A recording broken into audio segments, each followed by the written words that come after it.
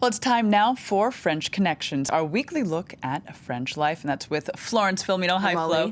Now, of course, we've got the Cannes Film Festival in the home stretch here, and we're going to focus on the world of French cinema. This has, of course, there is a particular love and pride for film in France, which is, after all, the birthplace of cinema. That's right. The very first screening happened in Paris on December 28th, 1895. And over 100 years later, France has the largest number of cinemas in Europe. There are over 2,000 movie theaters and over 5,600 screens. In fact, Paris alone has the highest density of cinemas in the world. And people go to the movies a lot more than their European counterparts. Over 200 million cinema tickets were sold last year. I think it's pretty safe to say that French people are kind of obsessed with films here. And France organizes a whole bunch of film festivals. Of course, we're talking about Cannes these days, but there are a lot of other world-famous festivals. For instance, you have the Short Film Festival in Clermont-Ferrand, the Animated Film Festival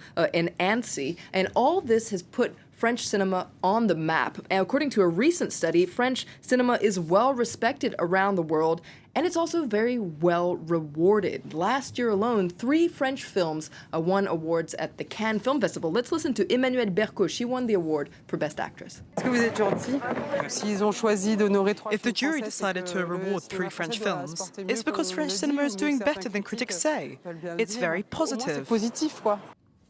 Well, then, Flo, of course, France is known for having a particularly strong film industry, it's due in part to protections afforded by the French government. That's right. In fact, there's a state agency that's sole purpose is to promote and protect French movies. It's called the CNC, the Centre National de Cinéma, the National Center for Cinema. It's such a big deal in France that I decided to make it our word du jour here. Now, the CNC has a honeypot of money, millions of euros, in fact, that it uses to do all sorts of film-related things, like help build cinemas and also, of course, help produce French movies. Okay, so then the CNC has quite a sizable budget, but it's not all from the government. That's right. The CNC's money comes from various taxes, including a levy on cinema tickets. Essentially, every time you buy a cinema ticket, you can see here, 10.72% of the price goes to the CNC. So if your cinema ticket costs you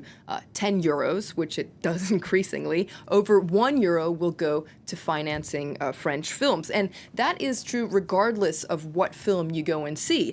So that means that Hollywood blockbusters actually help finance art house, smaller budget films here that probably wouldn't be made otherwise. It's kind of as if Goliath is financing David in a way. And that's pretty good because most films that come out in France are actually American productions. Take a look at the films that came out in 2015. You can see 35.2% are French, 54.5% are American, 10.3% other. So this system has a lot of fans, essentially saying that it ensures a certain amount of diversity in French film production. Let's listen to the actor François Cluzet talking about it. The better cinema does, the more distributors and producers take risks. Risks with new scenarios, and risks with new filmmakers and young actors.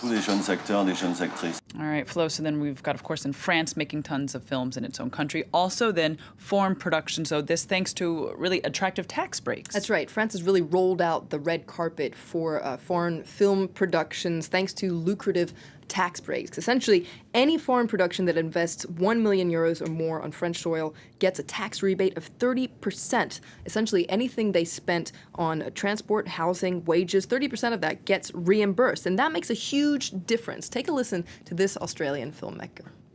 There is no chance we would have been able to achieve the same creativity, abstraction, and artistic value which is in the film without this tax rebate. It allowed us to shoot with extra days, more time, more preparation.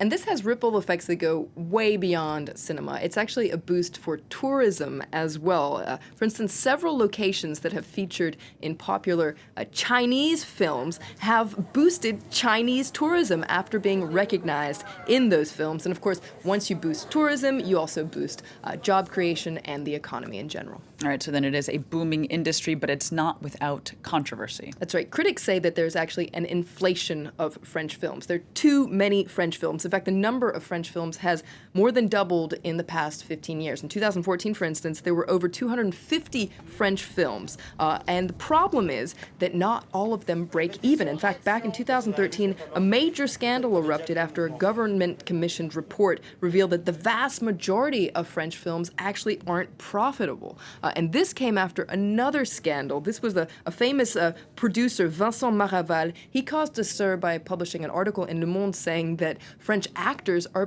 paid too much. Essentially, they take advantage of this publicly funded system, and that's why the whole system is kind of hemorrhaging money. So this caused a scandal, but a lot of people came out in defense of the French system, saying it's thanks to this system that French cinema is so good. It's thanks to the system that it's really on the map, and it's thanks to the system, especially, that we're not crushed by Hollywood.